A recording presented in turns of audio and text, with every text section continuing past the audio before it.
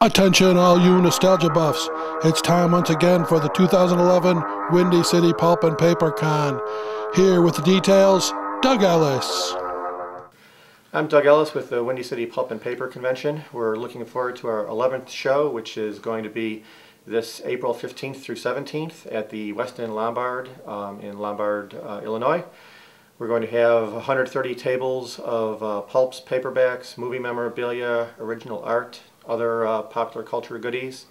In addition to that, we're going to have an art show which will focus on this year's theme, the art of popular publications. Popular Publications was one of the largest, if not the largest, of the pulp publishers back in the 1930s. And in addition to that, we'll be doing a panel on popular publications Saturday night. Of course, throughout the show, as we always do, we'll be showing films Friday and Saturday, which will be based on the pulps of popular publications. Most of these films were shot in the 30s and 40s and are rarely seen since. And in addition, we have a large estate auction of pulps, 250 lots, well over probably 2,000 pulps on Friday night, including some incredibly rare stuff, incredibly great condition of Lone Ranger among them, and our usual Saturday night auction of other material. What'll be new this year will be, we've got probably 80% of the usual dealers returning that make every show, but we do have a mix of new dealers coming in who have never done this show. So there should be some new and interesting material from them. Additionally, there's a estate auction on Friday night.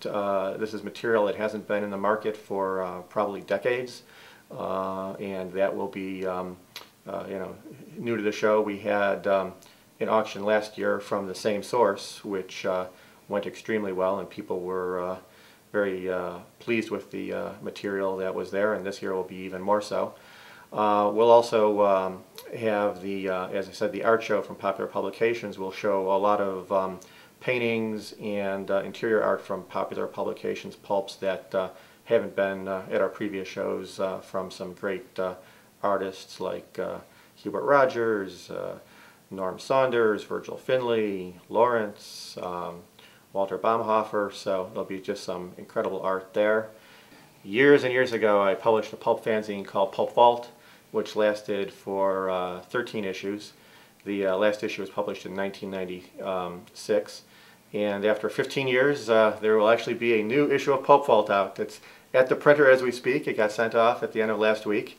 It's going to be a monster. It's nearly 275 pages long and about a little over 150,000 words of text on the pulps, long articles on Blue Book, Thrill Book, a lot of good fiction reprinted, so I'm looking forward to it. And it's also got a previously unpublished cover painting by Virgil Finlay, so that's pretty cool.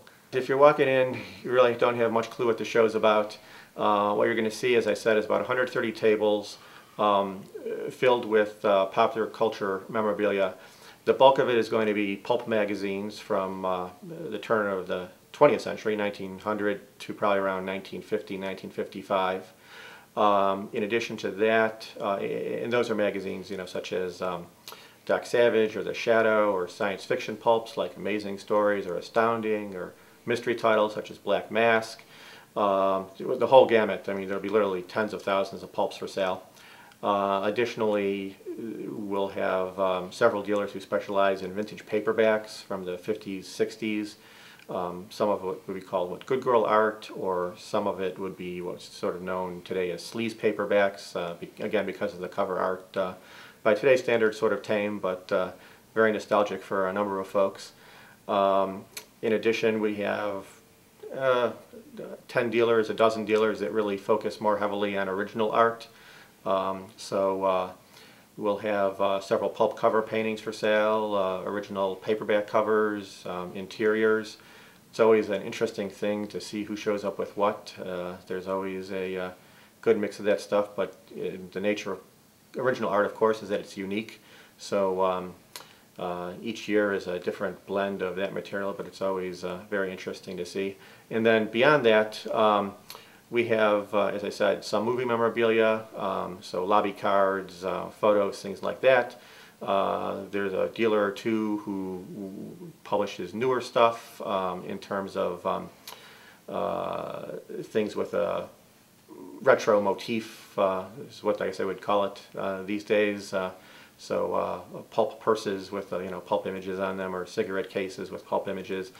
And then most, if not all, of the large pulp reprint publishers will be there, and the new pulp publishers, which are really sort of two different avenues. The one group of folks reprints stories from the pulps, either entire issues of old pulps or else collections of stories. So Girasol and Adventure House, which are really the big publishers of the replicas, will be there with their stuff, and a number of the other reprint publishers like Black Dog Books will be there.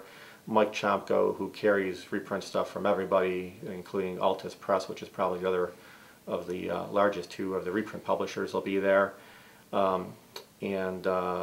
So that there'll be a broad mix of stuff for folks to pour through. It takes a while to get through it all. April 15th through 17th at the West End Lombard, which is right next to the Yorktown Center. The show will open to the public at noon on Friday and runs all day. The dealer room will close at 6.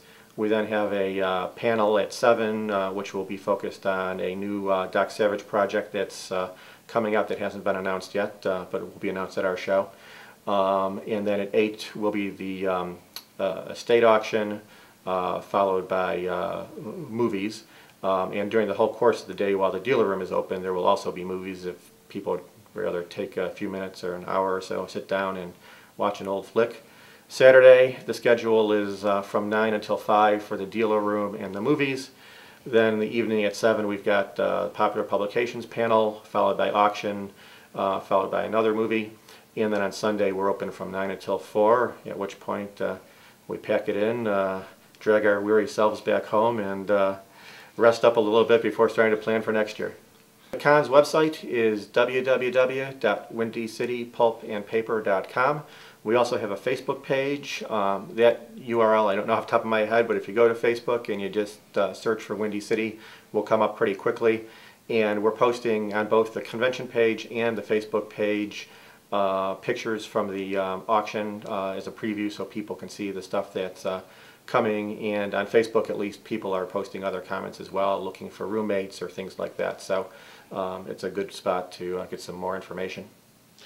That's the 11th annual Windy City Pulp and Paper Convention, April 15th through the 17th at the West End Lombard. See you there.